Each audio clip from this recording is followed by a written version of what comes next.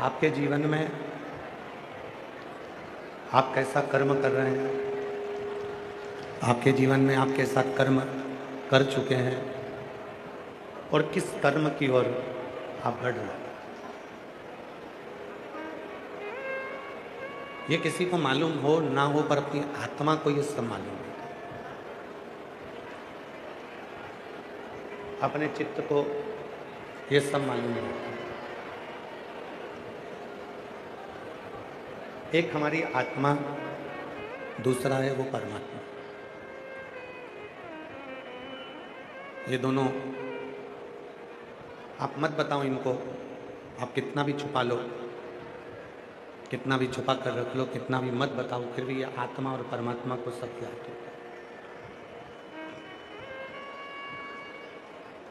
इसीलिए शिव महापुराण की कथा कहती है, शिव पुराण कहती है कि आत्मचिंतन बहुत जरूरी है। आत्मचिंतन से मतलब है कि जो हम कर्म कर रहे हैं, जिस कर्म की ओर हम बढ़ रहे हैं, उसका चिंतन जरूरी।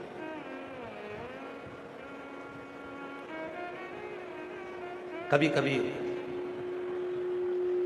अपने जीवन में जब भगवान शिव को एक लोटा जल चढ़ाने के लिए शिव जी के मंदिर में जाओ, भगवान शंकर को जल चढ़ाने के लिए जब भगवान शंकर के मंदिर में पहुंचो, शिव जी के मंदिर में जब आप जल चढ़ाने के लिए जाओ, तो जल चढ़ाने के बाद जब आप नंदी के पास में आकर बैठते हो, नंदी के पास आप जब जाकर बैठते हो, तो थोड़ा सा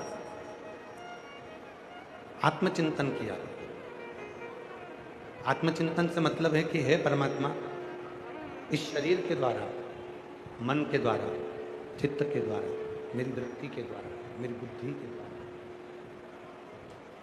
कभी किसी का बुरा ना हो, कभी किसी का गलत ना हो। कहते हैं शिव का जो भक्त होता है, भगवान शंकर का जो उपासक होता है, शिव भक्ति में जो डूबने वाला होता है,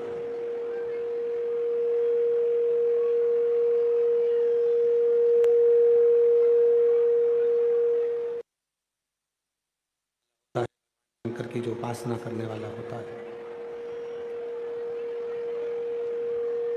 वो अपने चित्त को, अपनी वृत्ति को, अपने मन को, कोई भी कर्म करता है तो उस कर्म में शिव को समर्पित करता है।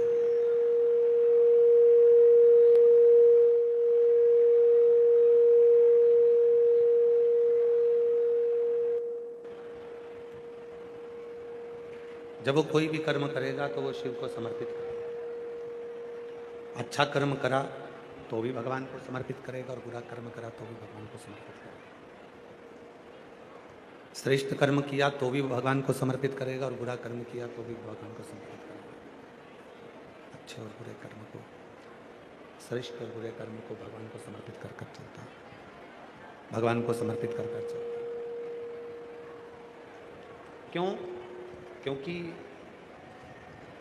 शंभो शंभो शंभो शंभो शंभो शंभो शंभो शंभो शंभो शंभो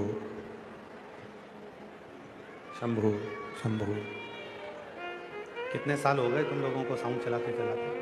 शंभो शंभो शंभो शंभो। शिव का जो भक्त होता है, भगवान शंकर का जो उपासक होता है, शिव की जो साधना करने वाला होता है, शंकर की जो आराधना करने वाला होता है, शिव साधना में जो डूबने वाला होता है, भगवान शिव की जो आराधना करने वाला होता है, वो अपने अच्छे और बुरे कर्म को शिव को समर्पित कर कर जाता है। अच्छा कर्म भी भगवान शंकर को देगा और बुरा कर्म भी भगवान शंकर को। शायद शिव महापुराण की विद्येश्वर संहिता में एक बात लिखी है,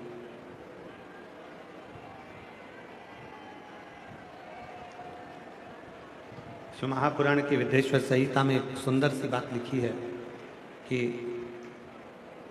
इधर की आवाज बढ़ा दो बाबा। शंभू। शिव महापुराण की विद्येश्वर संहिता में एक बात लिखी है कि जो बेलपत्र है, चाहे वो बेलपत्र कैसा भी हो, पूर्ण बेलपत्र है तो भी वो शिव जी को स्वीकार। मान लो ये बेलपत्र बीच में से कहीं टूट गया, खंडित हो गया, वो भी शिव को स्वीकार,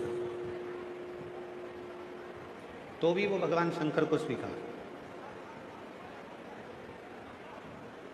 विद्येश्वर संहिता शिव महापुराण की कहती है कि मान लो बेलपत्र पूर्ण है तो भी शिव को स्वीकार है, बेलपत्र बीच में से खंडित हो गया वो भी शिव को स्वीकार है, बेलपत्र की एक पत्र टूटकर अलग हो गई और वो पत्र यदि आपको मिल गया है और तो भी आप उन तीनों को चढ़ा रहे हो तो भी वो स्वीकार है, तो भी वो स्वीकार है। और मान लो बेलपत्र के तीनों पत्र अलग अलग हो गए और वो तीनों पत्र तुम्हारे हाथ में आ गए और तुम उसे तो भी शिव जी को चढ़ा रही हो तो भी वो शिव को स्वीकार, तो भी वो शिव को स्वीकार। अच्छा बुरा जैसा भी है तुम शिव को समर्पित कर। अच्छी सोच, बुरी सोच, अच्छी बुद्धि, बुरी बुद्धि, अच्छा चित्त, बुरा चित्त, अच्छा मन, बुरा मन, जो भी है हम सब शिव को वही समर्पित कर। तेरा तुझको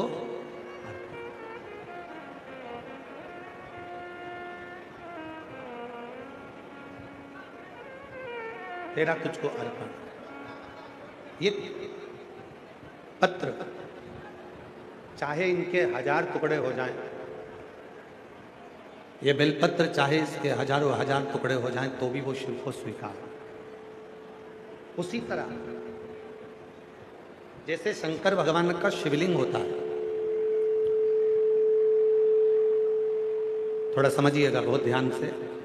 घर में अगर भगवान कृष्ण की मूर्ति है, उसका उंगली टूट गई, हाथ टूट गया या कोई चीज में खंडित हो गई तो वो खंडित मानी जाए।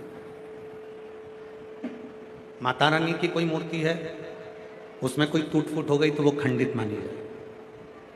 गणेश जी की कोई मूर्ति है, उसमें कोई टूट फूट हो गई तो वो खंडित मानी जाए। जितने भी देवताओं की कोई मूर्ति आपके पास में है, अगर वो थोड़ी सी भी टूटती है तो वो खंडित मानी जाए। पर 33 कोटि देवता में केवल एक देव अधिदेव महादेव का शिवलिंग एक ऐसा है जो 1000 भी टुकड़े हो जाएं तो भी वो खंडित नहीं माना जाता, वो अखंड ही माना जाता, वो खंडित नहीं कहलाए। आपके घर में अगर कोई शंकर भगवान का शिवलिंग रखा है, उसके 4 टुकड़े हो गए, 3 टुकड़े हो गए, कोई बच्चे ने उसको गिरा दिया, स्नान कराते कराते खंडित हो गया, उसके टुकड़े टुकड़े हो गए, 1000 टुकड़े हो गए उसके, तो भी वो खंडित नहीं कहलाए, वो खंडित नहीं हो सकता, वो अखंड है। शिवलिंग कभी खंडित नहीं माना जाता, उसको अखंड माना जाता। उसी तरह आपको बताया अभियाल कि ये बेलपत्र का एक पत्ता, ये दूसरा पत्ता, ये बेलपत्र का तीसरा पत्ता, ये तीनों पत्ते मान लो टूट गए, अलग अलग हो गए, आप चढ़ाने के लिए लेकर गए थे और ये पत्ते टूट कर अलग अलग हो गए, तो भी यदि आप इन तीनों पत्तों को एक साथ रखकर भी शिव को चढ़ा रहे हो तो भी वो अखंड ही माना जाएगा, वो खंडित नहीं, उसमें खंडता नहीं। अच्छा है शिव का, बुरा है शिव। मात पिता तुम शरण गाऊं मैं किसकी, स्वामी शरण गाऊं मैं किसकी, तुम बिन और न दूजा, प्रभु बिन और न दूजा, आस करूं मैं किसकी, ओम जय जगदीश। अखंडता। आपसे एक प्रश्न करते हैं इसी संवाद में, जरा उत्तर दीजिएगा। तुम्हारा छोटा सा पोता तुम्हारा बेटी का बेटा, तुम्हारे बेटे का बेटा, तुम्हारी बेटी की बेटी, तुम्हारे बेटा की बेटी, या तुम्हारा बेटा या तुम्हारी बेटी, छोटी सी, वो कुछ भी खा रही है, कुछ, और खाते खाते उसने एक दाना उठाया और उठाकर खाते खाते उसने अपनी मम्मी के मुंह में दे दिया, खाते खाते उसने अपने पापा के मुख में दे दिया। अब ईमानदारी से बोलो, इतने से दाने से बच्चे का छोटा सा हाथ, छोटी सी उंगली, और वो छोटी सी उंगली से वो बच्चा दाना उठाकर तुम्हारे मुख में दे रहा है। बच्चे का पेट तो वो छोटे से दाने से भरा जाएगा, पर क्या तुम्हारा पेट भराएगा क्या उस दाने से? नहीं भराएगा। फिर भी तुम्हारा बेटा दे रहा है, तुम्हारा पोता दे रहा है, तुम्हारी पोती दे रही है, और बड़े प्रेम से तुम्हारे मुख में दे रही है, तो भले 56 भोग ना मिले पर वो एक दाना तुम्हें तृप्ति प्रदान कर देगा। प्यार से दिया है मेरे बच्चे ने। बच्चा गोदी में बैठकर वो दाने को उठाकर मम्मी के मुख में दे रहा है, पापा के मुख में दे रहा, भैया के मुख में दे रहा, बहन के मुख में दे रहा, छोटा सा दाना।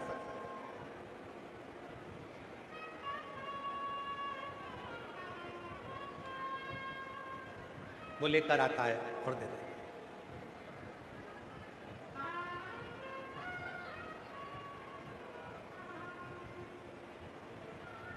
और वो इतना सा दाना हमको जो तृप्ति देता है, वो तृप्ति मूल हो जाता है। वो तृप्ति एक बिल्कुल छोटा सा दाना वो लाके दिया और उसमें हमको तृप्ति। अब वो दाना इतना बड़ा नहीं है, वो भोजन का कोरा इतना बड़ा नहीं है, पर वो दाना जो उसने प्रेम से दिया है वो तृप्त कर रहा है।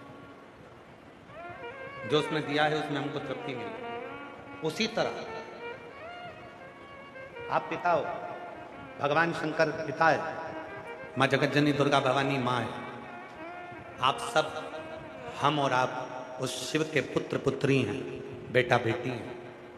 हम अगर अच्छा भी देंगे तो भी वो स्वीकार करेगा, और हम उसे बुरा भी देंगे तो भी वो स्वीकार करेगा, और खुश होगा कि मेरे बच्चे ने कम से कम मुझे कुछ तो दिया, कुछ तो प्रदान करा।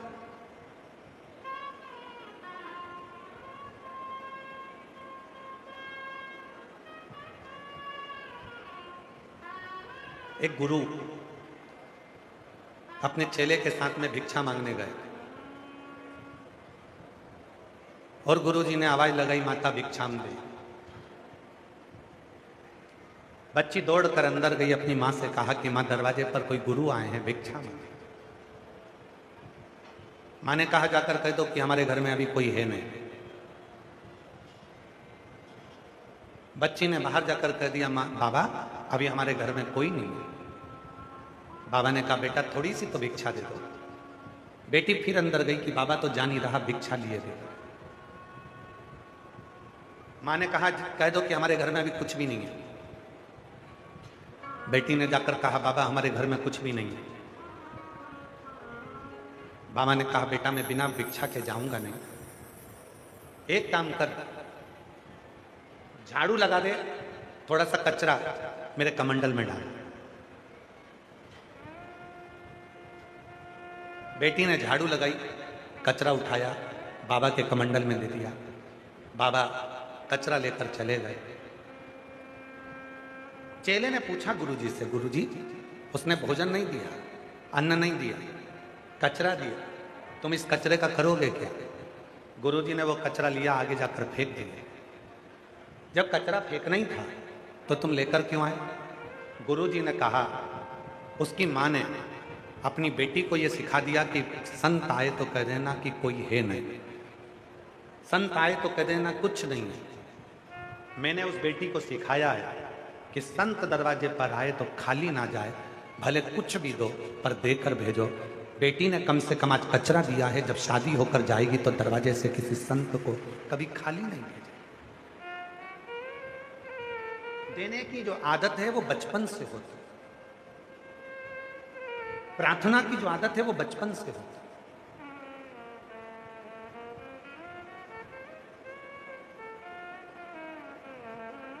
कभी कभी अपने बच्चे से तुम खुद कह दिया करो, ला क्या खा रहा है बेटा, बिस्कुट, ला दादी को नहीं खिलाएगा।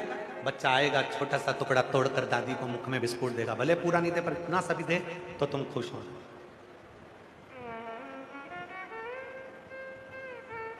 प्रसन्न होना।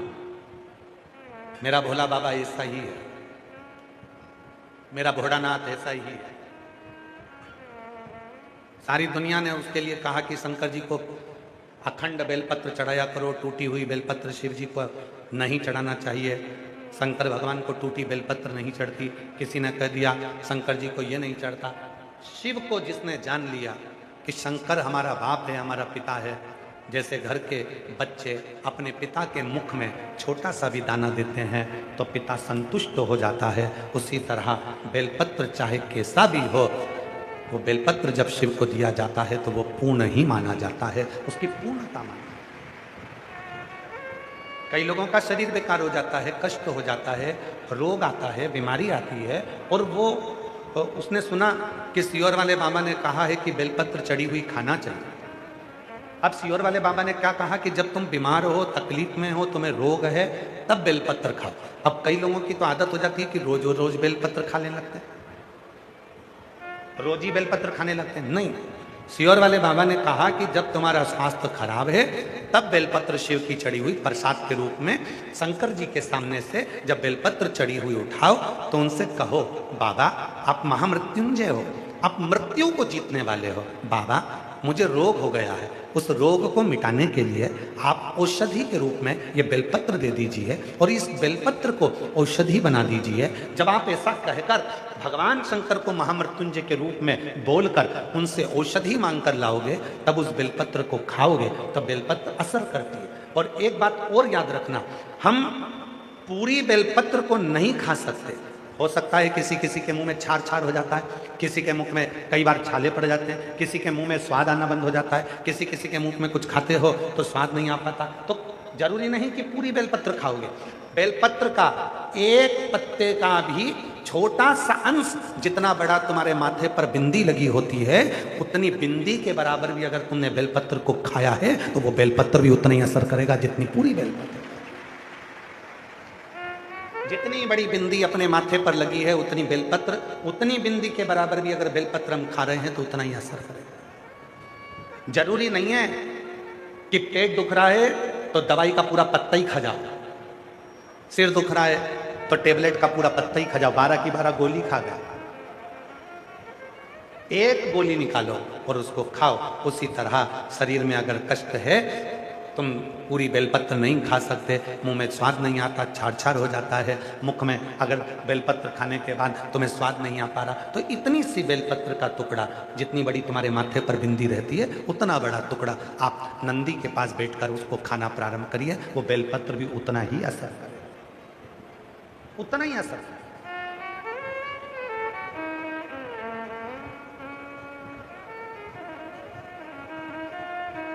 मैंने तेरे ही भरोसे बाबा, तेरे ही भरोसे हवा बिच उड़ती जावागी, बाबा डोर तो छठी कटी जावागी, भोले मैं तेरी पतंग, शंभू मैं तेरी पतंग। जरूरी नहीं है कि तुम बहुत सारा खाओगे तो असर करेगा।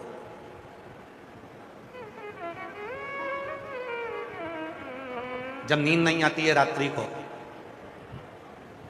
शिव जी की 5 लड़कियों के नाम बोले जाते हैं, बेटियों के नाम बोले जाते हैं। सबको याद है वो नाम?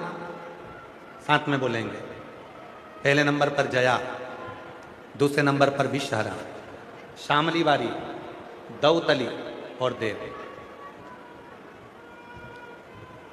कई लोग ऐसे हैं जो नींद की गोली खाकर सोते हैं, उनके लिए सबसे सुंदर तरीका है, आज ही प्रैक्टिकल कर कर देखना कि सियोर वाला बाबा झूठ तो नहीं बोल रहा है, क्योंकि अभी तो हम तुम्हारे यहाँ 3 दिन हैं, तुम पकड़ सकते हो, हमको बोल सकते हो कि हमने आज ही प्रैक्टिकल करा था तो भी हमको नींद नहीं आई। आज ही प्रैक्टिकल करो, नींद की गोली मत खाना। शिव जी की 5 लड़कियों का नाम लीजिए। पलंग पर सोते समय जब आपने पूरा मोबाइल वगैरह सब देख लिया, अब सोने का समय आ गया, उस समय पर मोबाइल को बंद कर कर रखो और हाथ की अंजलि में थोड़ा सा जल लो।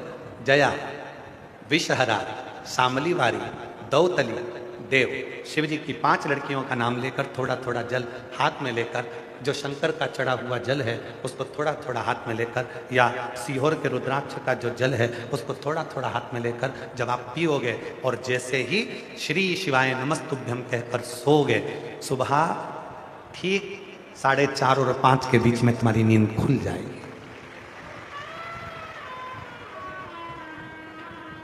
ये कोई नाम साधारण नहीं है। शिव जी की 6 लड़कियां हैं, जया विषहरा शामली बारी दौतली देव और अशोक सुंदरी। ये 6 लड़कियां कोई साधारण नहीं है। इन 6 बेटियों के नाम का उच्चारण हमारे जीवन में सुख देता।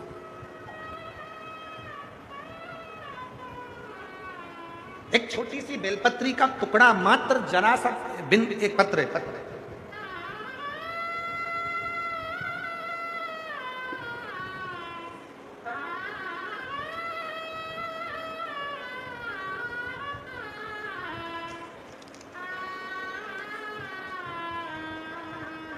राम प्रसाद जांगड़ा कहीं बैठे हों। पिता का नाम है राम प्रसाद जांगड़ा, माता का नाम है नीलम जांगड़ा, बेटी का नाम है दीक्षा रानी। कहीं बैठी हों तो हाथ हिला सकते। गांव है डांडी भोजराज, फतेहाबाद हरियाणा की रहने वाली। भोले बाबा, 1 लोटे जल का मैं क्या बखान करूं। मेरी बेटी की उम्र 18 साल हो गई है, जो जन्म से विकलांग है। वो जन्म से विकलांग है, उसकी उम्र है 18 साल, जन्म से विकलांग है। उसका शरीर का नीचे का जो हिस्सा है बिल्कुल भी काम नहीं करता था। कमर से लेकर नीचे का जो पांव का हिस्सा है वो बिल्कुल भी काम नहीं करता। उसको विकलांग का सर्टिफिकेट दिया गया है, वो विकलांग है। उसे हमने हरियाणा, राजस्थान, गुजरात, अन्य राज्यों के जितने भी माने हुए डॉक्टर हैं सबको दिखाया, पर सभी डॉक्टरों का कहना था कि इसका लोअर बॉडी कभी भी काम नहीं करेगी। बेटी 18 साल की हो गई, इसकी लोअर जो बॉडी है, नीचे की जो बॉडी है वो कोई काम नहीं करेगी। गुरुदेव, यह सुनकर हम थोड़ा सा उदास हुए, पर हमने हार नहीं मानी। मुझे भोले बाबा पर पूर्ण विश्वास था, वह मेरी बेटी को ठीक करेंगे। किसी ने आपकी कथा के बारे में बताया और कथा में बताए अनुसार मैं रुद्राक्ष लेने 2024 को सीहोर गई। उसे रात को गलाकर सुबह शिवलिंग जी पे चढ़ाती, मेरी बेटी को शंकर जी पे चढ़ी हुई बेलपत्र का छोटा सा अंश उसको देती और शिव का चढ़ा जल देती। वो अपने कमर से नीचे कोई काम नहीं कर सकती थी, सही से बैठ नहीं सकती थी, सोती रहती थी, अच्छे से बैठ नहीं पाती थी। 18 साल की हो गई, डॉक्टर ने तो उसे विकलांग घोषित कर दिया। पर गुरुदेव, आज बाबा को मैं धन्यवाद देने के लिए आई हूँ। रोज जल पिलाती हूँ। जैसे जैसे दिन बीतते गए, मेरी बेटी को मैं जो जल पिलाती रही, आज उसका लोअर की बॉडी भी धीरे धीरे काम करना चालू कर दी है। मैं बाबा को यहाँ प्रणाम करने के लिए आया। उसकी नीचे की जो लोअर बॉडी है वो धीरे धीरे काम करना चालू कर दी। 18 साल की मेरी बेटी, जिसका मैं इलाज कराते कराते थक गई, और मेरी बेटी कभी सोती ही रहती थी, बैठ नहीं पाती थी, क्योंकि उसकी बॉडी काम नहीं करती। एक छोटी सी बेलपत्र का मात्र एक छोटा सा अंश। एक पत्र और है,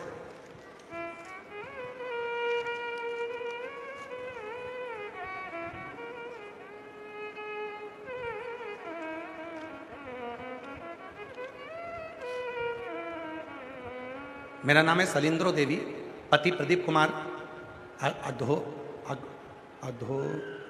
अघोवा, जिला अंबाला की निवासी हूँ। कहीं बैठी हूँ तो हाथ हिला सकती हैं। जिला अंबाला से आई हैं। पति का नाम प्रदीप कुमार, मैं सलिंद्रो देवी, मेरा मोबाइल नंबर ये है। मेरे पति को 2025 को कैंसर की बीमारी का पता चला। मेरे परिवार काफ़ी घबरा गए। डॉक्टर साहब को हमने ऑपरेशन के लिए बोल दिया। डॉक्टर ने ऑपरेशन के लिए बोला। मेरी बड़ी दीदी और मेरे पति को घर देखने के लिए आई। उन्होंने हमें कहा सीहोर के रुद्राक्ष की महिमा के बारे में बताया। मेरा पति और दीदी सीहोर की कावड़ भरने के लिए गए। और वहां पर कंकर शंकर का पूजन किया। हमको नहीं मालूम कि सीहोर की कावड़ में ऐसा क्या होता है, पर जितनों से भी पूछा उसने एक ही बात कही कि सीहोर की कावड़ 3 महीने के अंदर फल दे देती है। तो हम भी कावड़ भरे और कावड़ भरकर जब हम वहाँ कंकर शंकर पूजन कर कर आए, बाबा से विनती कर कर आए और गुरुदेव लगभग 3 मंथ के अंदर बाबा ने ऐसी कृपा करी कि मेरे पति को मैं वो रुद्राक्ष का जल देना प्रारंभ करी और अपने पति की जांच कराने के लिए वापस हॉस्पिटल लेकर गई तो डॉक्टर ने कह दिया कि अब तुम्हारे पति को कैंसर नहीं है, उसका कैंसर ठीक हो गया है, उसका कैंसर ठीक हो गया है। बाबा, आज मैं बाबा को धन्यवाद देने के लिए आई हूँ। पति का कैंसर तो 3 महीने में बाबा ने ठीक कर दिया, पर गुरुजी 6 महीने के बाद उसको पैरालिसिस हो गया। हमने भोले बाबा में अपना अटूट विश्वास बताए रखा और रुद्राक्ष का जल अपने पति को पैरालिसिस में भी देते रहे। बाबा शिव ने ऐसी कृपा करी, आज मेरा पति पूर्ण तरह से ठीक हो गया है और बाबा की कृपा से यहाँ घरुंडा में कथा सुनने के लिए हम लोग आए हुए हैं, कथा श्रवण कर रहे हैं। एक बार जोरदार ताली बजाएं। कहीं बैठे हों तो आ सकते हैं। मैं सलिंद्रो देवी, पति प्रदीप कुमार, अधोवा, जिला अंबाला की रहने वाली हूँ। मेरा मोबाइल नंबर ये। शिव शिव जरूरी नहीं कि हम बहुत बड़ी बेलपत्र खाएंगे तो वो बेलपत्र असर करेगी। कई लोग व्यासपीठ से अच्छी बात सुन नहीं पाते और आधी अधूरी बात सुन लेते। कई लोग हमारा फोटो लगा लगा कर अपनी वॉइस निकाल कर, या वो कौन सा है आजकल हुआ है ना, AI से हमारी आवाज निकाल कर उससे वीडियो बना बना कर लोग डाल देते।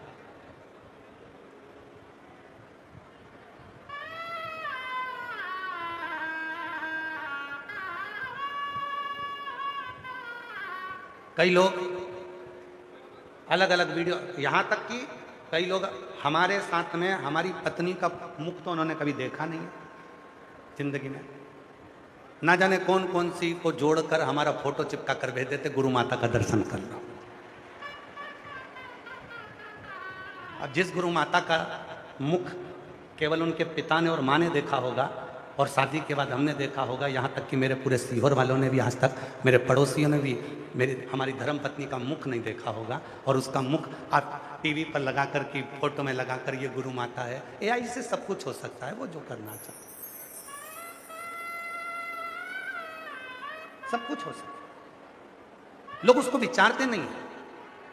किसी ने कहा कि 10 बेलपत्र खा जाओ, कोई ने कह दिया 5 बेलपत्र खा जाओ, किसी ने कह दिया इतना खा जाओ। ना ना, एक मस्तक पर जो बिंदी लगी है उसके बराबर भी, मस्तक की बिंदी के बराबर भी अगर हमें तकलीफ है, कष्ट है, दुख है, हमारे मुख में बेलपत्र खाने पर यदि स्वाद नहीं आता, छार छार हो जाता, छाले पड़ जाते, आप बेलपत्र नहीं खा सकते और तकलीफ ज़्यादा है, बीमारी ज़्यादा है, एक माथे की छोटी सी बिंदी के बराबर भी बेलपत्र को यदि आप पाओगे तो वो बेलपत्र आपको सुख दे, वो सुख दे।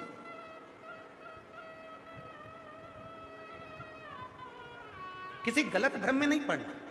आज के जमाने में इतना आडंबर, इतना पाखंड, इतना दिखावा हो गया, लोग कहते कुछ हैं करते कुछ हैं, बोलते कुछ नहीं। कथनी में और कहने में बहुत अंतर होता है, बहुत अंतर। कहने को तो लोग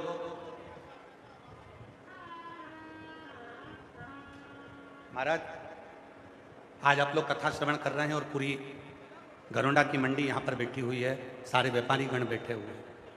आप लोगों को एक बात कहना चाहूँगा इस व्यासपीठ से, जब सीहोर से कथा किसी को भी दी जाती है ना, तो कभी सीहोर में आकर उनके फार्म को देखा करो, जो फार्म भरा था।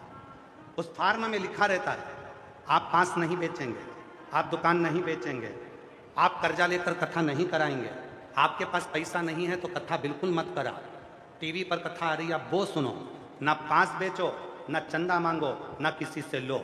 अगर भोलेनाथ जिस दिन तुम्हारे ऊपर कृपा कर दे उस दिन तुम दिल से कथा कराना, कर्जा लेकर या चंदा लेकर। फार्म भरा जाता है, जो कथा लेकर आता है उसके सिग्नेचर होते हैं, उसके साइन लगते हैं, उसकी वीडियो बनती है, ऑफिस में जमा होती है।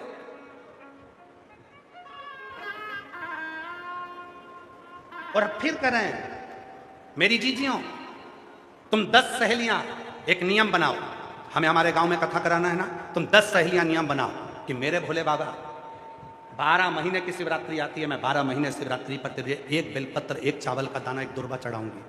1 साल तक हम 10 सहेलियां तेरी आराधना करेंगे और हम 10 सहेलियों को तू इतना दे देना कि हमारे पति आगे आकर खड़े होकर 10 की 10 मिलकर कथा को करा दे। कर्जा लेकर नहीं, कर्जा मांग कर नहीं, किसी की अठन्नी लेकर नहीं, नहीं है टीवी पर कथा सुनो, दिल से सुनो। तुम्हारा ये भाई तुमको कभी कर्जे में देखना पसंद नहीं करेगा, कभी जिंदगी में आपके ऊपर कर्जा हो ये हमको पसंद नहीं है। हम यहाँ तक कहते हैं अपनी व्यासपीठ से कि बैंक से भी अगर कुछ लिया है तो उसको देने का प्रयास करो, किसी से अठन्नी ली है तो उसको देने का प्रयास करो। जब मेरे भोले बाबा को तुम अपना 3 घंटा समय देते हो तो मेरा भोले बाबा भी तुम्हारे दुखड़े मिटाने के लिए तुम्हारे दरवाजे पर खड़ा है, कर्जा लेकर नहीं। और आज पूरे नगर खेड़ा सुधार सभा धरोंडा अनाज मंडी के जितने भी भाई बहन हैं, जितनी भी धरोंडा की सारी समाजें हैं, मैं उनको दंडवत प्रणाम करता हूँ, आपके चरणों को नमन करता हूँ। आप जैसे लोग संसार में नहीं होंगे जिन्होंने इस कथा को हृदय से अपनी हथेली पर संभाल लिया, शिव का रूप धारण कर।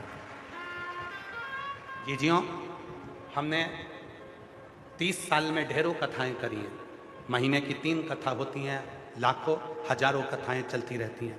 पर जो हरियाणा में देखा ना,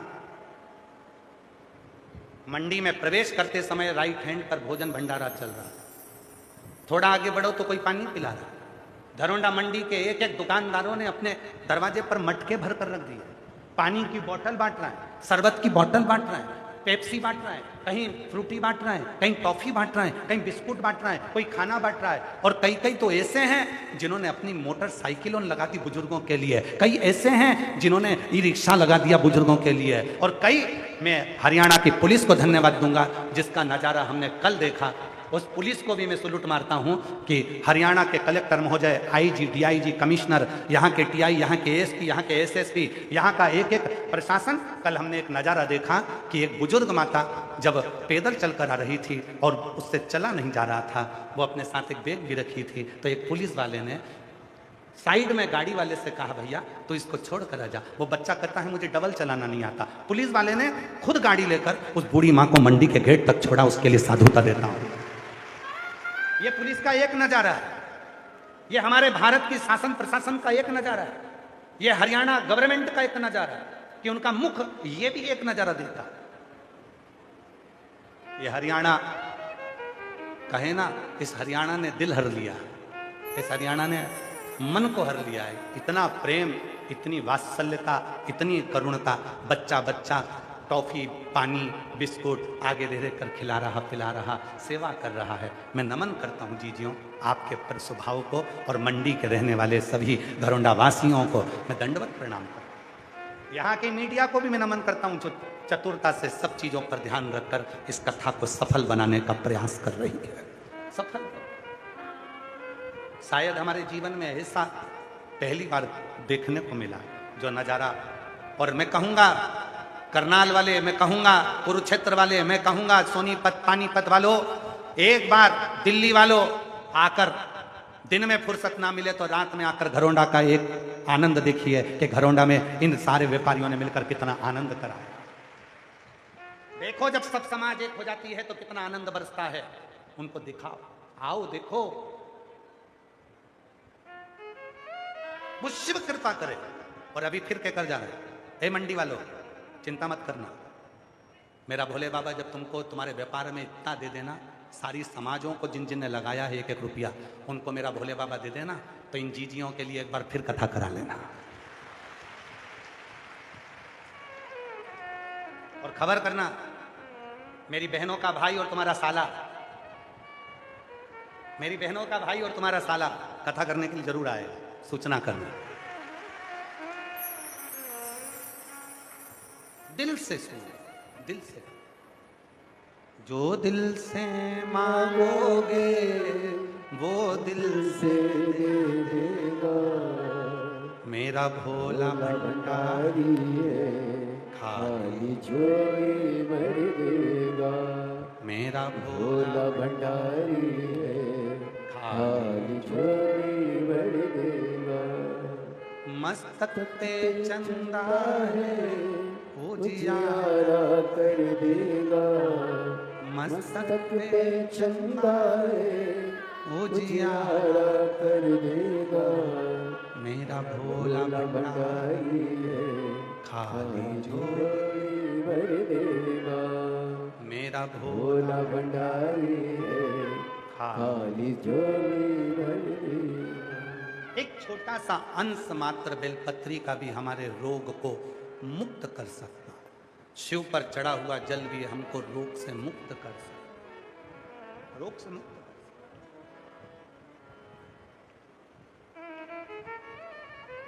चिंतन करो थोड़ा सा। कई लोगों के मन में आता है पूरा पूरा बेलपत्र शिव जी को चढ़ाना। नहीं है बेलपत्र, टूट गया, देखो वो बाप है, अपने बच्चों का एक टुकड़ा मात्र भी उसके पास जाएगा तो वो कृपा कर दे। पिता है,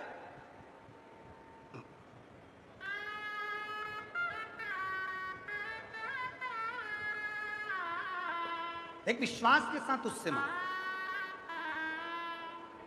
43 डिग्री टेम्परेचर है।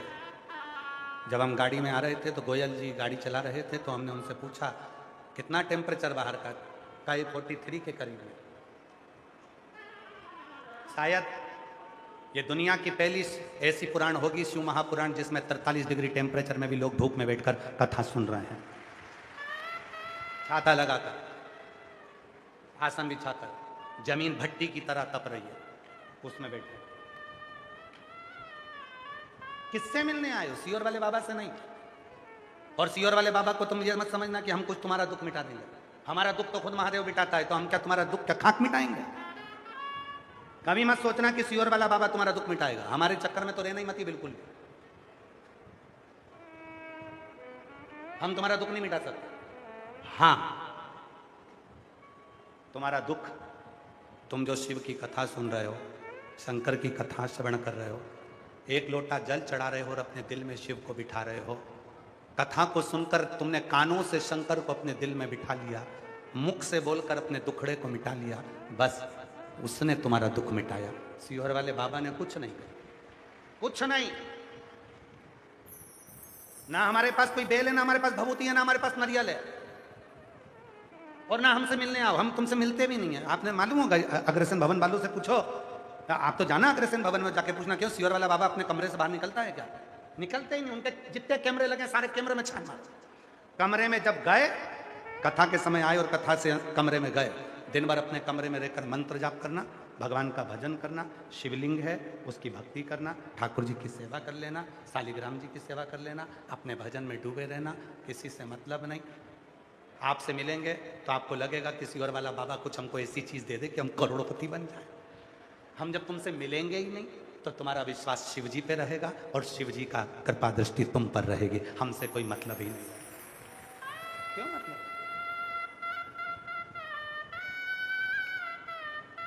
रिश्ता तेरा मेरा सबसे प्यारा, रिश्ता तेरा मेरा सबसे प्यारा, तू मेरा बाबा मैं हूँ तेरा लाला, मैं हूँ तेरा लाला, तू मेरा बाबा मैं हूँ तेरा लाला, मैं हूँ तेरा लाला। उस पे भरोसा।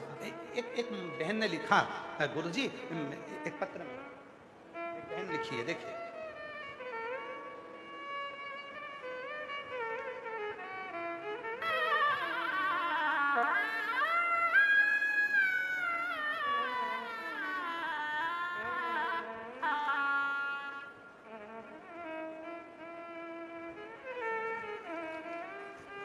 देखिए बड़ा सुंदर भाव है। बहन लिखती है, पिंकी चौहान,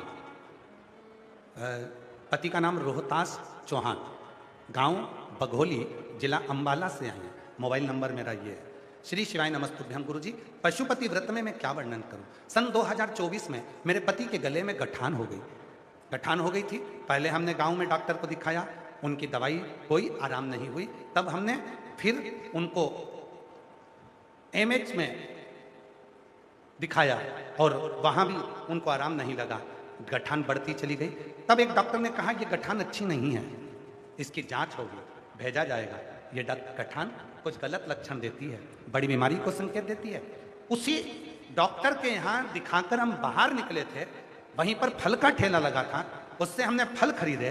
तो उस फल वाले ने कहा आप क्या दिखाने आए? तो क्या मेरे पति की गठान हो गई गले में। डॉक्टर बोल रहा है बड़ी बीमारी के साथ। फल वाला कहता है 1 या 2 बजे कथा आती है टीवी पर, सियोर वाला बाबा बाजता है, आप एक बार आसन लगाकर सुनो और शंकर पे जल चढ़ाओ, हमें लगता है तुम्हें दूसरी बार हॉस्पिटल नहीं आना पड़ेगा। गुरुदेव जिस दिन कथा चालू करी आप पशुपति व्रत के बारे में बता रहे थे, उसी के बाद में सोमवार आया और मैंने पशुपति व्रत किया। पशुपति व्रत कर कर हमने बाबा पर जल चढ़ाया और शिव जी की आराधना करी। रोज जल लाती, पति को देती और पति को देते, फिर हम उसको अपने पति को पीजीआई चंडीगढ़ के हॉस्पिटल ले गए। वहां पर जब इलाज कराने के लिए लेकर गए तो डॉक्टर ने कहा गठान नहीं है, हड्डी बड़ी है। हड्डी का इलाज चालू हुआ और बाबा की ऐसी कृपा हुई कि दूसरी बार फिर हमने चंडीगढ़ के उसी हॉस्पिटल में जांच कराई तो डॉक्टर ने कह दिया इनका तो पूरा गला ठीक है, ना हड्डी बड़ी है ना गठान हुई है। और डॉक्टर ने कह दिया सारी रिपोर्ट नॉर्मल है, सारी रिपोर्ट नॉर्मल। मैं शिव को नमन करने के लिए एक पत्र और देखिए, इस बच्चे का फोटो देखो पहले, और बच्चे का फोटो देखने के बाद में अब पत्र पर ध्यान दें। मैं शांतिपाल घरोंडा निवासी हूँ, मैं शांतिपाल घरोंडा निवासी हूँ, कहीं बैठी हूँ तो हाथ हिला सकती हैं। मेरा मोबाइल नंबर ये है। गुरुजी मेरी बेटी विदेश में रहती है, 18 वर्षों से कोई संतान उत्पन्न नहीं, डॉक्टरों को दिखाया लेकिन कोई हल नहीं निकला। विदेश के डॉक्टरों को भी दिखाया, विदेश के डॉक्टरों ने कह दिया तुम कभी मां नहीं बन सकती। IVF करवाया, टेस्ट भी करवाया, सब कुछ करवाया, विदेश में जो जो इलाज होता है सब करवा चुकी, फिर भी औलाद नहीं हुई। तब आखिरी में किसी के कहने पर ऐसा सुना था कि कथा के पंडाल में बैठकर जो मांगो वो मिलता है। हम 2024 में तारा बाबा की कुटिया में सिरसा में पहुंच गए, वहां पंडाल की मिट्टी को लेकर मैं आ गई और वही मिट्टी मैंने अपनी बेटी को भेज दी। बेटी ने वो मिट्टी को अपने गर्भ से लगाया, गर्भ लगाने के 3 महीने भी नहीं हुए और बाबा की कृपा से 18 साल बाद वर्ष 2025 में मेरी बेटी के घर में पुत्र रत्न की प्राप्ति 18 साल के बाद हुई। वो कथा पंडाल की मिट्टी में ऐसा क्या हो जाता है? होता कुछ नहीं है, एक ही चीज होती है, जब इतने सारे शिव भक्त आते हैं प्रेम से श्री शिवाय नमस्तुभ्यम कहते हैं, उनके जप करने से, उनकी साधना से, उनकी आराधना से लोग कहते हैं संत बड़े, लोग कहे साधु बड़ा, लोग कहे सन्यासी बड़ा। शिव पुराण कहती है शंकर की कथा सुनने वाले भक्त बड़े, जो 42 डिग्री टेम्परेचर में भी अपना AC और कमरा छोड़कर, पंखा छोड़कर, कूलर छोड़कर यहाँ भट्टी जैसे तप रहे हैं और कथा का 1 बजे से 4 बजे तक इंतजार करते हैं, रात भर भजन करते हैं। तो वहाँ की मिट्टी साधारण नहीं रहती, वहाँ की मिट्टी भी चंदन बन जाती है और वो भी फल देने लगती है, वो भी फल देती है। कहीं बैठी हो घरोंडा से, शांतिपाल घरोंडा की निवासी है, मेरा मोबाइल नंबर ये है, कहीं बैठी हो तो आ सकती है। जो जैसी भावना वो वैसा ही फल पाया, नहीं खाली उसे लौटाया, वो मन ही मन हर्षाया, और कर दिया माला मान का शिवाने ने लुटा दिया भंडार का शिवाने। उससे प्रीत बढ़ाओ, थोड़ा उसको चिंतन करो। आए हो कथा में, जहां तुम्हें जगह मिल जाए वहां बैठ जाओ, बैठकर जिस समय पर भजन होता है, भजन के बाद 5 बार श्री शिवाय नमस्तुभ्यम बोला जाता है। बोलने के बाद कहा जाता है बाबा मेरे सब दुख काटो। उसके बाद थोड़ी देर मौन हुआ जाता है। जब 2 सेकंड के लिए 1 मिनट के लिए 1 मिनट के लिए जब मौन हो, उस समय पर तुम अपने बाप से, अपने पिता से, शिव से अपने दिल की बात कहो, उससे कहो, उससे बोलो, वो सुनेगा। और यहां से जाते जाते कहकर जाना इतना देना मेरी झोली में कि मैं भी एक बार शिव महापुराण की कथा अपने नगर में, अपने गांव में करूं। कम ना देना, किसी से मांग कर नहीं, कर्जा लेकर नहीं, अपने बल। जिसका बाप कुबेरेश्वर महादेव हो उसको मांगने की जरूरत ना पड़े। तुम दे, तुम।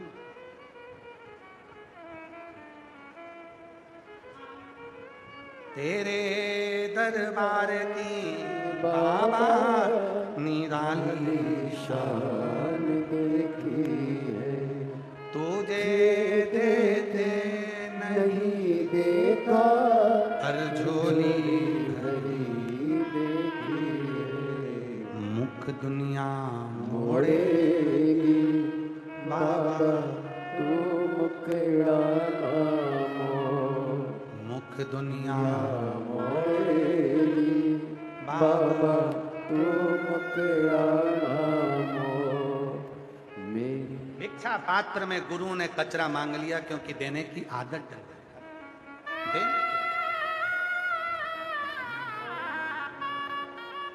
मुख दुनिया मोड़ेगी बाबा तू मुकड़ा मोड़। मेरी लगी परेगी बाबा तू मेरा हो। मेरी लगी परेगी। आप ही के भाई हैं प्रदीप चौहान कुमार जी, जिनको कैंसर हो गया था। आप उनकी बहन हैं, वो आज आए नहीं है और बाद में पैरालिसिस हो गया था। बाबा की कृपा से कैंसर से भी मुक्त हुए और पैरालिसिस से भी ठीक होकर चलना फिरना सब चालू कर दिया।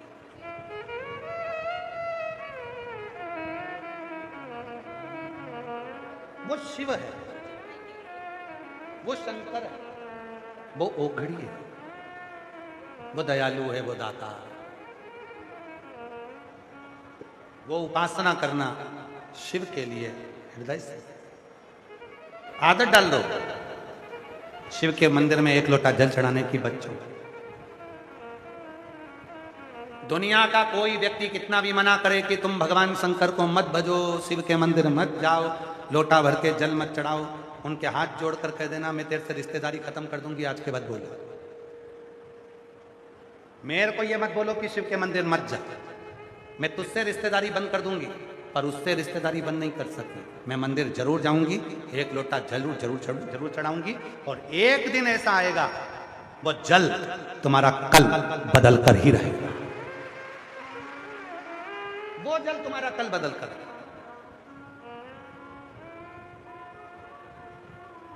बदलेगा।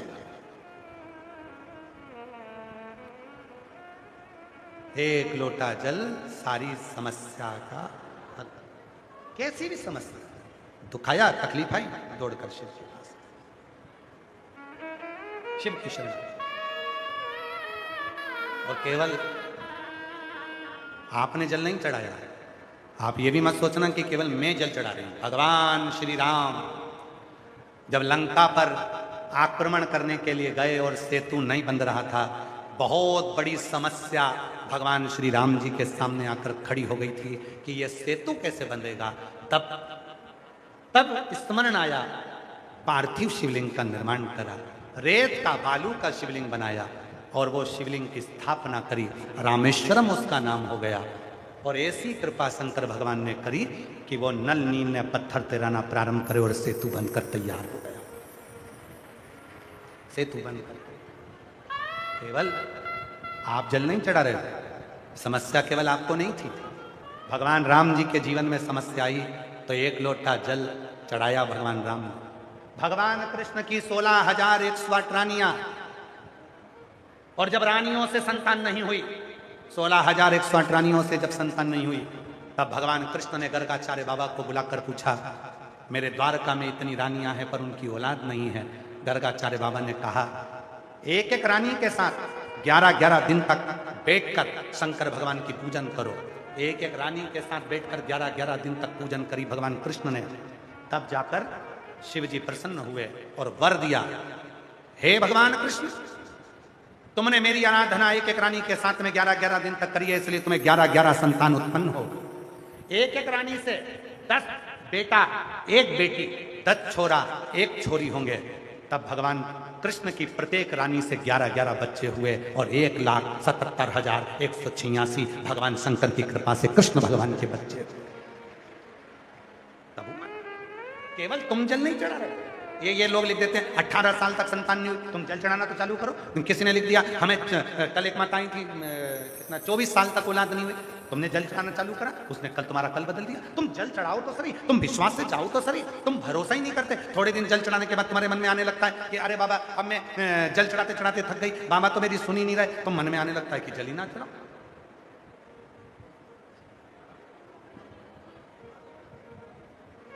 बच्चे को भी जन्म लेने में 9 महीना लगता है, पर आज के लोगों को इतनी जल्दी है, मैंने आज जल चढ़ाया तो मेरा कल काम होना चाहिए, मैंने अभी ऐसा करा तो मेरा अभी ये काम होना चाहिए, मैंने आकर ऐसा करा तो मेरा ऐसा काम होना चाहिए, अभी की अभी होना चाहिए। ना ना ना ना, बच्चे को जन्म लेने में 9 महीना लगता है। इसलिए जल चढ़ाते रहो, रोज शिव के मंदिर जाते रहो।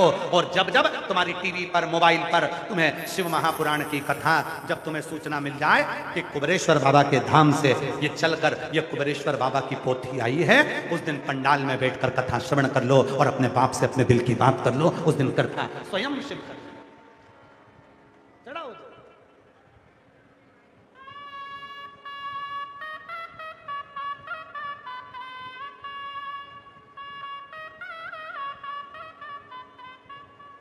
वो कृपा ना करे तो बात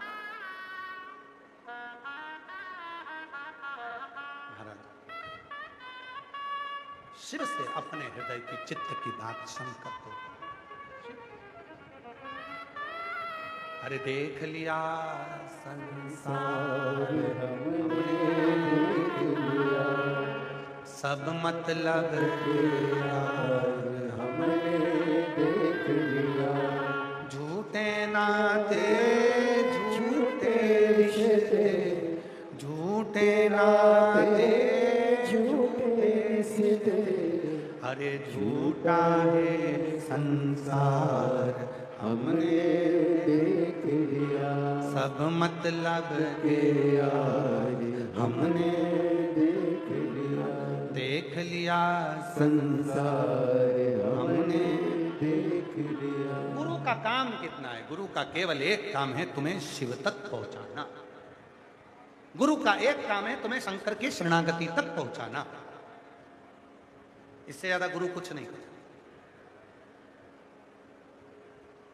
जब सीहोर गुरु पूर्णिमा पर गुरु दीक्षा लेने के लिए, गुरु नाम लेने के लिए लोग आते हैं, केवल एक कुबेरेश्वर बाबा का धाम ही केवल एक ऐसा है जहां पर साल में केवल एक ही बार गुरु मंत्र दिया जाता है, शिव दीक्षा दी जाती है, शिव नाम दिया जाता है। केवल एक साल में केवल एक ही दिन, उसके सिवाय।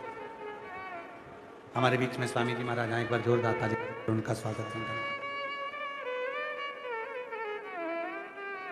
केवल वर्ष में एक दिन ऐसा होता है, केवल साल में एक दिन ऐसा होता है।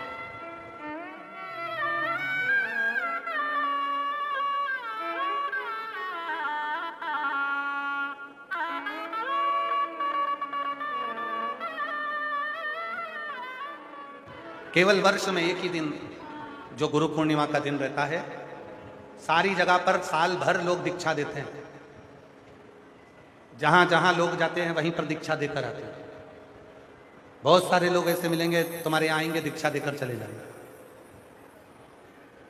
बहुत सारे लोग आएंगे, साल भर दीक्षा देते हैं। केवल एक कुबेरेश्वर धाम ऐसा है जहां गुरु पूर्णिमा के दिन दीक्षा दी जाती है। पहले पूरे 6 दिन शिव पुराण की कथा सुनाई जाती है। जब पूरी कथा सुन लेते हैं तब 7वें दिन गुरु पूर्णिमा के दिन दीक्षा दी जाती है। और दीक्षा देने से पहले सबको बोल दिया जाता है, तुम ये विचार मत करना कि हम तुम्हारा दुख मिटाने आएंगे। आप जिस मंत्र को ले रहे हो उस मंत्र का उच्चारण करना, एक ना एक दिन मेरा भोलेनाथ तुम्हारा दुख मिटाने जरूर आए, उसको जपो।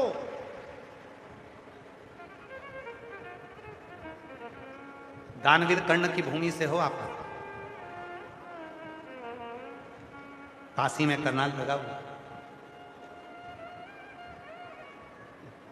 दानवीर कर्ण की भूमि। महाभारत का एक चरित्र स्मरण करिए थोड़ा सा, आप लोगों ने कथा में सुना हो, कभी श्रीमद् भागवत में या गीता में श्रवण किया। द्रौपदी के चीर को दुशासन खींच रहा, द्रौपदी बिलख रही है, रो रही है। धृतराष्ट्र और गांधारी के सामने द्रौपदी पहुंच गई और द्रौपदी ने कहा धृतराष्ट्र से कि तुम मेरे काका ससुर हो, तो धृतराष्ट्र कहते मेरी आंखें नहीं है। गांधारी कहती है मेरी आंखों पर पट्टी बंधी है।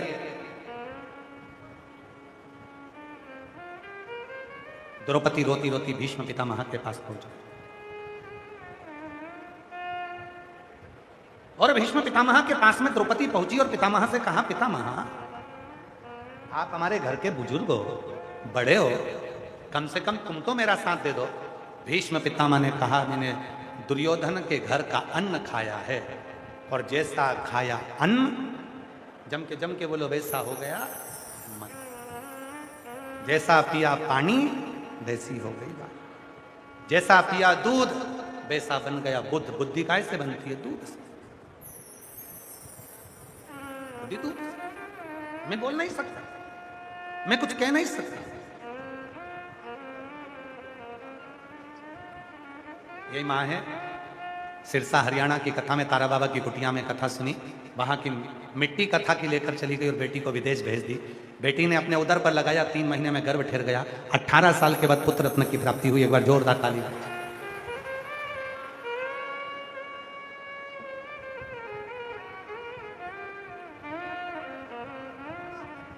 शिव कृपा से, शिव कृपा से। जी कह रही है, बेटी इतना मानती है तो वो कहती है कि सियोर वाला बाबा एक बेलपत्र से और रज से ठीक कर दे, पर ऐसा नहीं, करने वाला स्वयं शिव है, उसके सिवाय कोई कुछ नहीं कर सकता।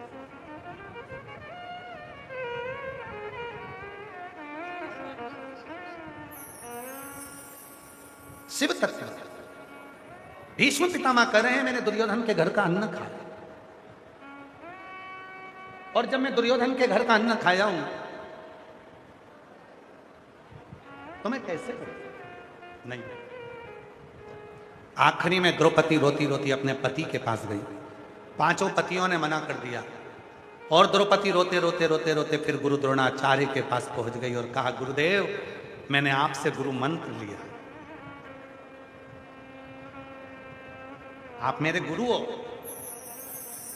कई लोगों को लगता है कि गुरु बचाएगा। अब कथा सुनिए महाभारत की। द्रौपदी कह रही है, गुरुदेव आप मेरे गुरु हो, कोई साथ नहीं देगा, कम से कम गुरु तो साथ देगा।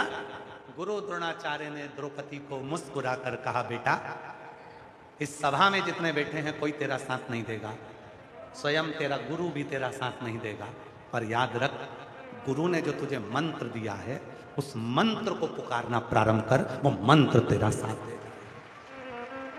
वो मंत्र साथ दे। आज के जमाने में लोगों ने भ्रम पैदा कर दिया। आज के जमाने में लोगों ने ऐसा भ्रम पैदा कर दिया कि लोग गुरुजी के पीछे भाग रहा है, गुरुजी के चरण के दर्शन करना है, गुरुजी से मिलना है, गुरुजी को ऐसा करना है, गुरुजी को वैसा करना है, गुरुजी गुरुजी गुरुजी गुरुजी। अरे गुरु से ज्यादा गुरु मंत्र के पीछे भागो कि गुरु ने जो मंत्र दिया उसको जपो।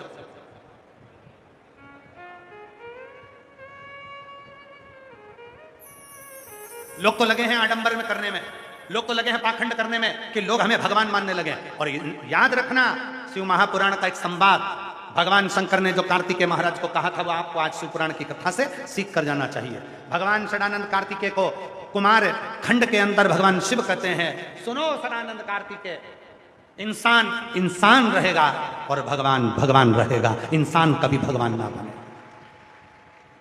इंसान कभी भगवान ना बने। और आप लोगों से करबद्ध निवेदन है, किसी को भगवान मत बनाओ, भगवान को भगवान रहने दो, भगवान को भगवान रहने दो, इंसान को भगवान मत बनाओ। उसको भगवान को भगवान रहने दो, इंसान इंसान रहेगा, भगवान भगवान।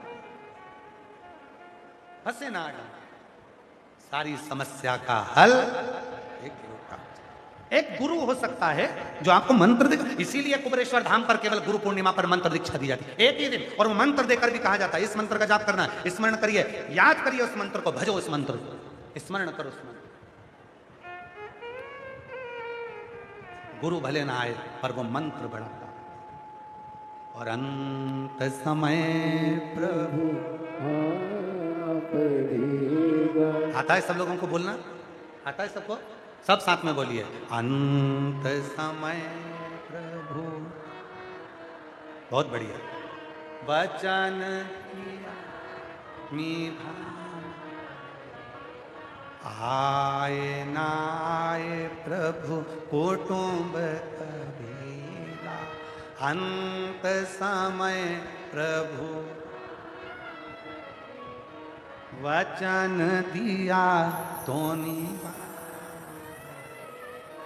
अंत समय प्रभु आना पड़ी। कोई नहीं आएगा ना गुरु तुम्हारे साथ। अब किसी के प्राण छूटे, कोई कहे गुरु जी मेरे सामने आके खड़े हो जाते, गुरु जी नहीं हो, फालतू की बात। मंत्र आ सकता, आप जपो। फिर वही वाली बात आ गई जो कल वाली, भीड़ में तन्हाई में प्यास की गहराई में मुझे तुम याद आते हो, भोले तुम याद आते हो। कुछ याद नहीं आएगा।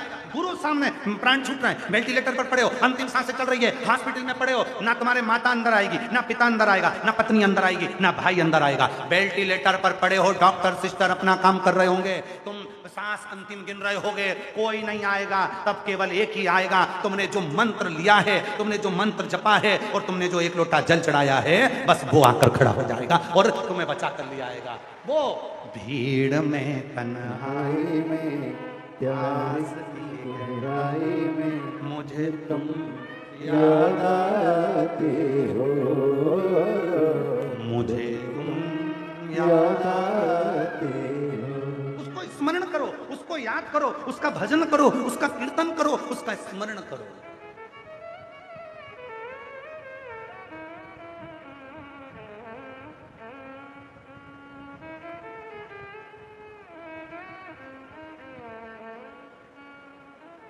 उसको वाह, कोई नहीं आएगा। तुम्हारे कितने रिश्तेदार हैं जरा याद करके बताओ, सबको गिन लो। तुम्हारे देवर जेठ, हमारा भाई, हमारी बहन, हमारा मौसा, हमारी मौसी, हमारा काका, हमारी काकी, हमारे इतने सारे रिश्तेदार। चलो ठीक है, इतने सारे रिश्तेदार हैं तुम्हारे। अब तुमसे कहते हैं तुम्हारे ऊपर कर्जा हो गया, किसी रिश्तेदार से 20 लाख रुपए लेके बताओ। 20 लाख जाने तो 5 लाख लेके बताओ। और याद रखना, वो 5 लाख दे भी देगा पर 50 बार कहकर बता देगा, 25 बार घर पर आ जाएगा। कब दोगे वापिस, कब दोगे वापिस? ये दुनिया की रीति है। कोई व्यापारी पैसा खाकर चले जाए तो तुम उसका कुछ नहीं बिगाड़ सकते, और सगा भाई अगर 50,000 खा जाए तो ताना दे देकर मार देते हो। ये दुनिया की रीति है, ये दुनिया की रीति है। व्यापारी खा गया, पैसा डूब गया, इतना वहां युद्ध चल रहा, वहां ये सा चल रहा, हमारा पैसा डूबा पड़ा हुआ, पैसा डूब गया, पैसा डूब गया। और सगा भाई अगर 1-2 लाख खा गया तो फिर तुम्हें कम खाना चाहिए। अपना ही तो है, खा गया तो खा गया। ये सोचना कि एक व्यापार में पैसा कोई दूसरा खाया था, उसको 2 लाख 5 लाख और ले गया, पर सगा नहीं खाना चाहिए, दूसरा भले खा जाए। ये दुनिया की रीत है, दुनिया की रीत है। नहीं, कोई नहीं आएगा, कोई नहीं देगा। तब अंत समय में एक ही देगा। अंत समय प्रभु, सब बोलो, सब बोलो। साथ देने वही आएगा, कर्जा मिटाने वही आएगा, दुख मिटाने वही आएगा, बीमारी मिटाने वही आएगा, तकलीफ मिटाने वही आएगा। तुम्हारे दुख की घड़ी में खड़ा वही मिलेगा। अंत समय प्रभु आना पड़ेगा, और वचन दिया तो निभाना पड़ेगा। और आए ना आए प्रभु कुटुंब कबीला, अंत समय प्रभु आना पड़ेगा। वो केवल अंत समय, तुम्हारी दुख की घड़ी में वही तो आकर खड़ा होगा।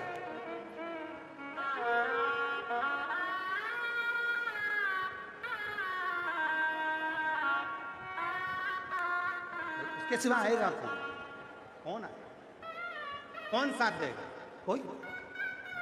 तकलीफ आ गई, कष्ट आ गए, कौन? महाराज कली काल में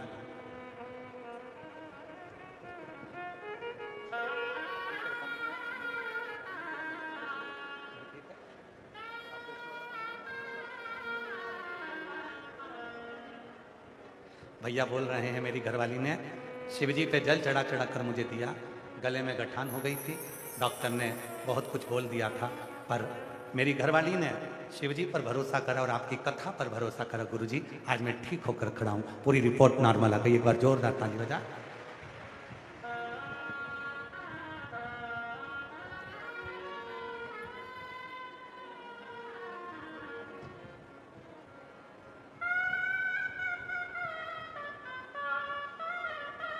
वो शिव की साधना, वो शिव की आराधना, शंकर की भक्ति सुख देती है।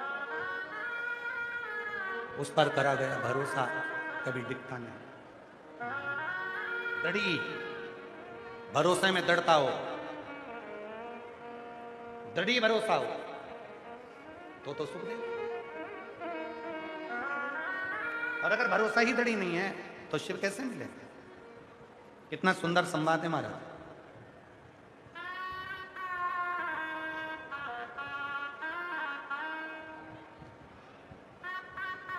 महाभारत आप लोगों के कुरुक्षेत्र में बहुत कथा होती है, आप लोगों में से कई लोग सुनने भी बहुत जाते हैं।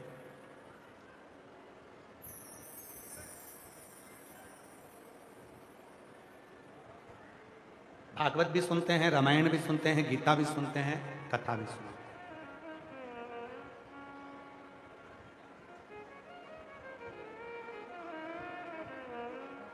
बेटी का फोटो दिखाया जा रहा है, फोटो दिखाया जा रहा है, जिसकी भी हो। ये बेटी जो पुलिस वाली दीदी हैं उनके साथ में खड़ी है, जिसकी भी हो उसका स्मरण करें। एक बार एलईडी पर देख लें और वो अपनी बेटी को देख सकते हैं। पुलिस वाली दीदी के साथ में वो खड़ी है, जिसकी भी हो यहाँ से प्राप्त कर सकते हैं। शिव तत्व भगवान शंकर की ओघड़ी है। शिव दयालु है, शिव दातार है। और वो भगवान शिव से जो कहा जाए, ब्रह्मा ब्रह्मलोक में, भगवान विष्णु वैकुंठ लोक में, और केवल मेरा शंकर, मेरा ओघड़दानी, मेरा शंभु मृत्यु लोक में, कैलाश पर, काशी में, कुबेरेश्वर धाम पर, उज्जैनी में, हर जगह पर वही विराजमान, प्रत्येक स्थान पर, प्रत्येक स्थान वही। बस दिल से कहोगे वो दिल से सुने। श्रवण शिव कथा कर रही है भगवान शंकर का। एक गुरु का जो फर्ज है, गुरु का जो काम है, वो केवल शिव तक पहुंचाने का। इसके बाद शिव जाने। ऑटो वाले का काम क्या है? तुम्हें गरुड़ा मंडी तक पहुंचा दिया, अब अंदर जाकर कथा को श्रवण करना, ये तुम्हारी जवाबदारी है। उसका काम था पहुंचाया उसने। गुरु का काम है पहुंचा। कितना सुंदर है। एक संवाद बड़ा सुंदर आता है। एक गुरु जी निकल कर जा रहे थे, शिव के भक्त थे, भगवान शंकर के। जाते जाते उनको गाय का सूखा गोबर, कंडा, अलोनी, गोबरी, अब यहाँ हरियाणा में क्या कहते हैं वो हमको नहीं मालूम। एक होता है गाय के गोबर को ऐसे थपथपा कर, कई लोग दीवार पे थाप देते हैं, कई जमीन पे थाप देते हैं, तो कंडा बना लेते हैं। यहाँ क्या बोलते हैं उसको? हाँ तुम समझ गए ना सर?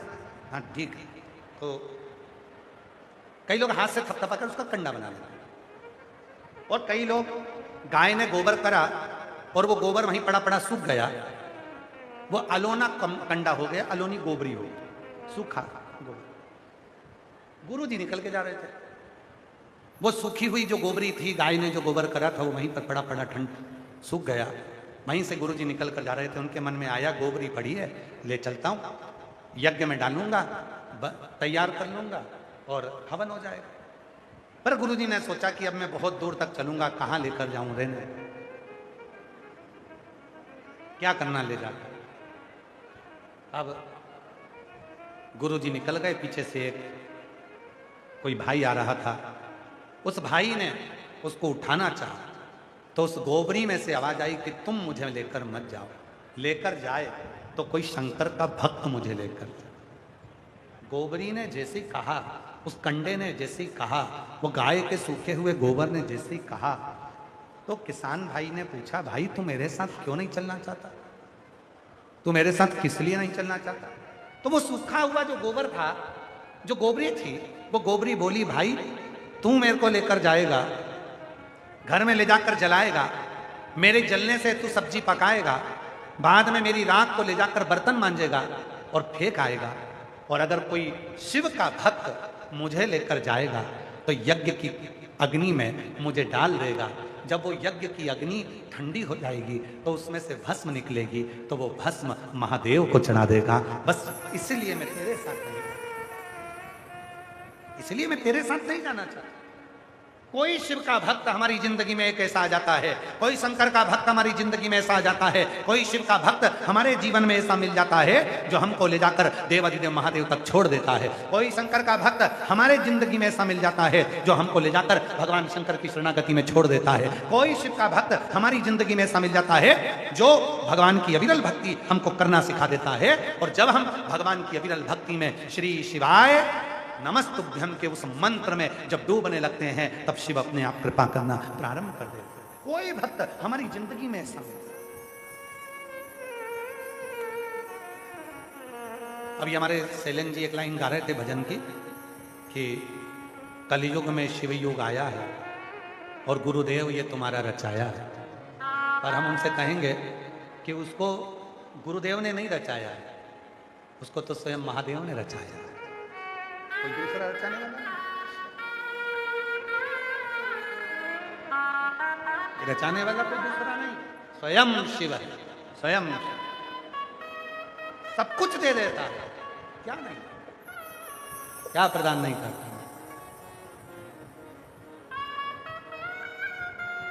रावण को सोने की लंका देता है, भस्मासुर को कंकण देता है, क्या नहीं देता।